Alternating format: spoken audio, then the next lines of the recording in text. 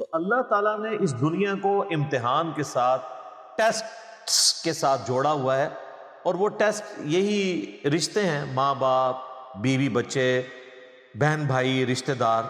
اسی سسٹم میں رہتے ہوئے آپ نے بیسٹ پرفارم کرنا ہے. امتحان گاہ سے اٹھ کر باہر نہیں بھاگنا، مجرد زندگی نہیں گزارنی بغیر شادی کے. اور جن لوگوں نے یہ رہبانیت کا راستہ اختیار کیا نصارہ میں سے، کرسچنز کے اندر سے، جو ان کے پوپ یا فادرز کہلاتے ہیں، وہ فادر کہلاتے اس لیے کہ یہ باپ ہی ہوتے ہیں روحانی باپ کے طور پہ، یعنی وہ ہسبینڈ نہیں، وہ سب کے لیے باپ کا درجہ رکھتے ہیں. اور جو عورتیں وقف ہوئی ہوتی ہیں وہ سسٹرز کہلا رہی ہوتی ہیں. تو اینڈ رزلٹ آپ دیکھ لیں کہ خود کرسچنز کی کتابیں بھری پڑی ہیں کہ ان پوپس نے، ان فادرز نے انہی سسٹرز کے ساتھ کیا کچھ کیا، اور کتنے چرچ جو ہیں وہ آؤٹ آف ویڈ لاک پیدا ہونے والے بچوں کے قبرستان بنے. بلکہ کچھ سال پہلے آپ کو پتہ ہے ویٹیکن سٹی کے اندر باقاعدہ ان کے جو وہاں پہ بڑے پادری ہیں ان کے سکینڈلز نکلے باہر، جو وہاں کے لڑکوں کے ساتھ انہوں نے بدکاری کی. اس پہ باقاعدہ وہ اسپاٹ لائٹ کے نام سے فلم بھی بنائی انہوں نے. بہرحال یہ ان کو سلام ہے، کم از کم انہوں نے اپنے بزرگان دین کو اور علماء کرائم کو، یا علماء کرام کہہ لیں، بے نقاب کیا. یہاں تو کسی کی جرت نہیں ہے کہ اس طرح کی کوئی بات کر جائے. تو اس لیے پھر وہ لرن بھی کرتے ہیں اس طرح کے سسٹم کی جو خرابی ہیں، اس کو امپروو بھی کرتے ہیں. تو رہبانیت کی زندگی کا پھر اینڈ رزلٹ یہی نکلتا ہے، کیونکہ سیکس سب سے امپورٹنٹ جذبہ ہے. یہ تو فرائیڈ بھی مانتا ہے، قرآن حکیم نے تو بہت پہلے یہ بات کر دی تھی. زُيِّنَ لِلنَّاسِ حُبُّ الشَّهَوَاتِ مِنَ النِّسَاءِ. اللہ نے مزین کر دیے انسان کے لیے جو لذت والی چیزیں، اٹریکٹ فل چیزیں، ان میں پہلی چیز عورت کا فتنہ ہے. فتنہ یہ پنجابی والا نہیں، یہ نیگیٹو ورڈ نہیں ہے، یہ پازیٹیو ورڈ ہے. آزمائش، ٹیسٹ. یہ کوئی عورت کے لیے کوئی غلط لفظ نہیں، نعوذ باللہ، نہ اس کی توہین ہے. یہ عربی میں فتنہ ہے. جس طرح آیا سورہ التغابن میں، انما اموالکم و اولادکم فتنہ. تمہارے مال اور اولاد اس کے سوائے کچھ نہیں ہے کہ وہ تمہارے لیے فتنہ ہے، یعنی آزمائش ہے. یہ نہیں ہے کہ اولاد کو مار دینا ہے اور مال ضائع کر دینا ہے، بلکہ یہ آزمائش کا ذریعہ ہے. اسی سسٹم میں رہتے ہوئے آپ نے بیسٹ پرفارم کرنا ہے. جس طرح ایک کشتی یا بحری جہاز پانی کے اوپر چلتا ہے، یہ اس کی مجبوری ہے. اب آپ یہ کہیں کہ جی پانی میں گیا تو وہ ڈوب بھی سکتا ہے لہذا چلاتے ہی نہیں ہے، تو آپ منزل پہ تو نہیں پہنچیں گے. اسی پانی پہ چل کے آپ نے منزل تک پہنچنا ہے، لیکن اس پانی کو آپ نے جہاز کے اندر نہیں داخل کرنا، ورنہ تو پھر بیٹھ جائے گا جہاز. بس اتنا ہی رکھنا ہے جتنا آپ اس سے نفع اٹھا سکیں. آپ اگر اس کو اپنے سر کے اوپر سوار کر لیں گے اور ایک لمٹ کو کراس کر دیں گے، پھر وہی چیزیں آپ کے لیے مصیبت کا باعث بن جائیں گی.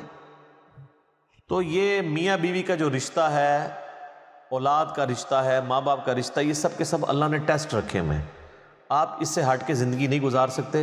اسی لیے پیغمبروں کی زندگی کو ہمارے لیے رول ماڈل قرار دیا ہے اللہ تعالیٰ نے.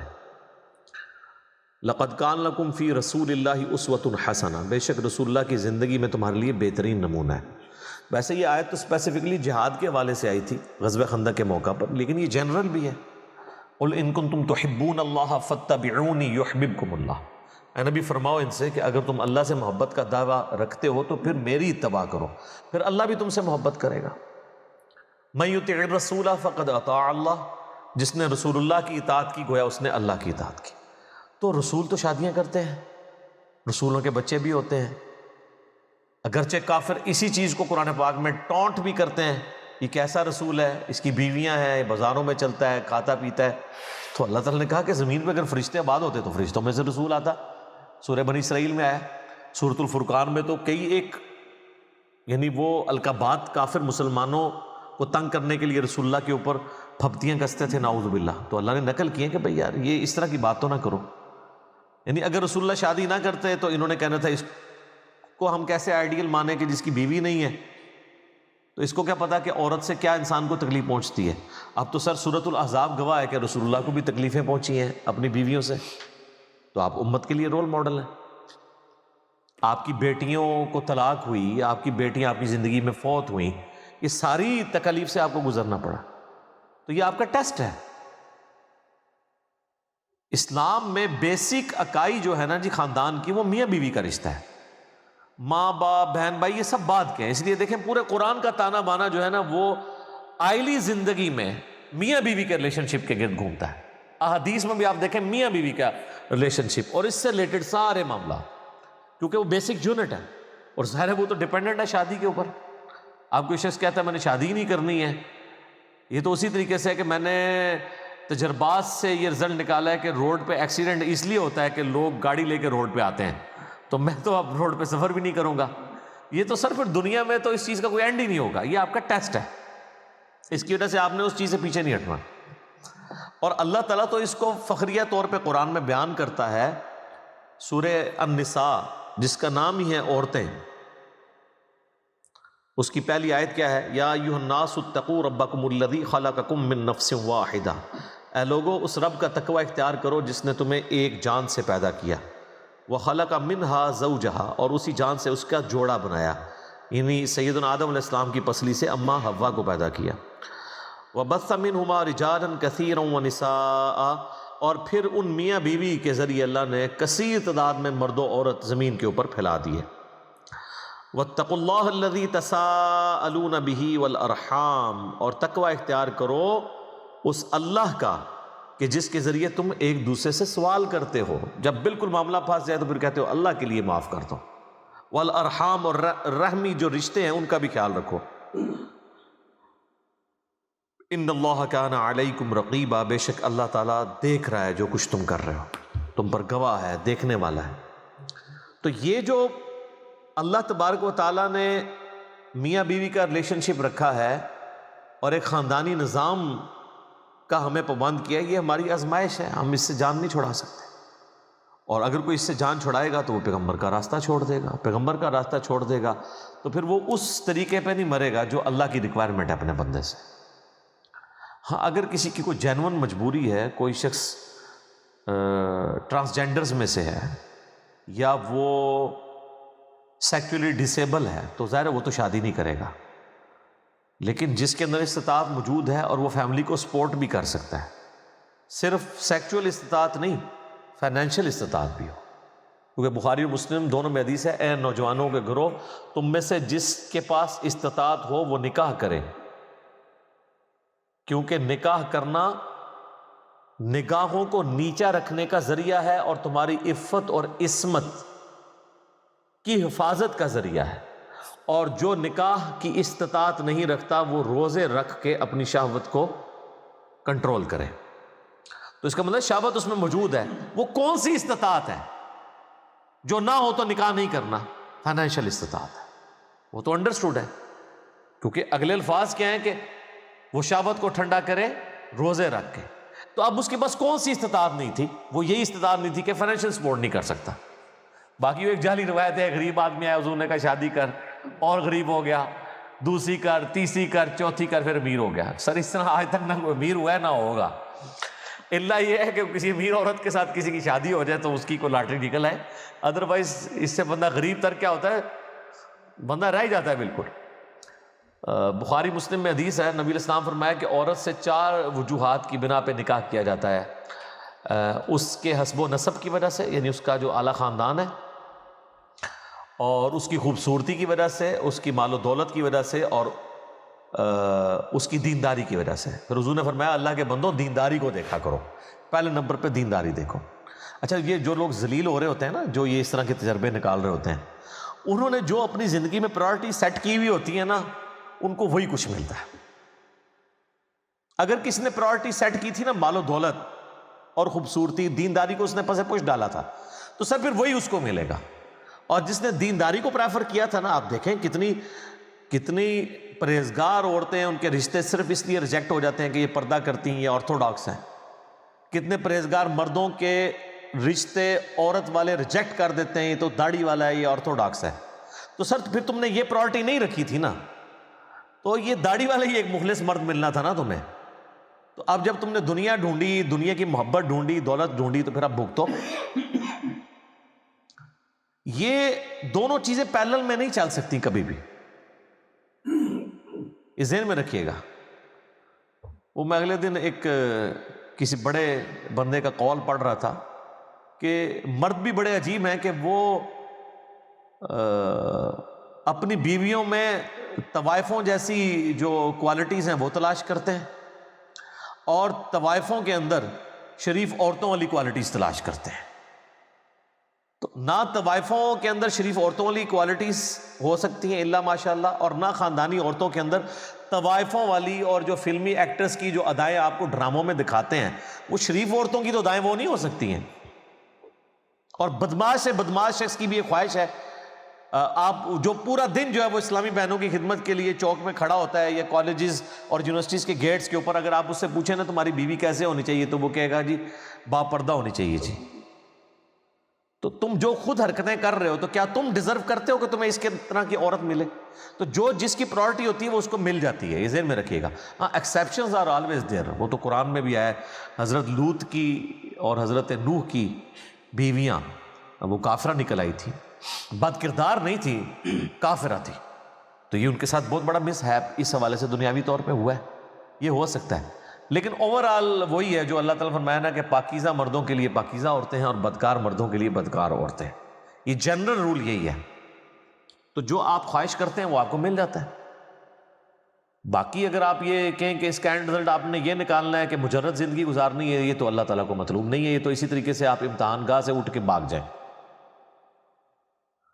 ہمارے پنجاب کے کلچر میں تو مشہور ہے جس کی شادی نہ ہو اس کا جنازہ ہی جائز نہیں ہے۔ ہاں، لیکن آج تک اللہ کے فضل سے ہم نے اپنے بزرگان دین اور علماء کرام سے کبھی یہ نہیں سنا کہ جو نماز نہ پڑھے اس کا جنازہ نہیں ہے۔ نماز تو اسلام کی بنیاد تھی، شادی کرنا اسلام کے فرائض میں شامل نہیں ہے، سنتوں میں ہے، نماز تو فرض ہے۔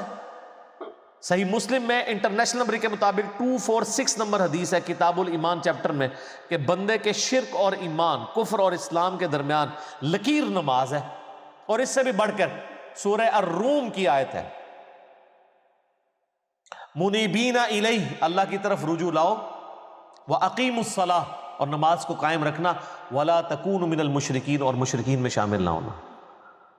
بے نمازی پاکستان کے شناختی کارڈ میں مسلمان ہے، اللہ کے ہاں وہ عملاً تو کافر ہے، عقیدے میں ہم اس کے اوپر کفر کا فتویٰ نہیں لگاتے، عملاً تو وہ کافر ہے نماز چھوڑ کے۔ لیکن کبھی نہیں آپ سنیں گے کہ جو نماز چھوڑتا ہو اس کا جنازہ نہ پڑھے۔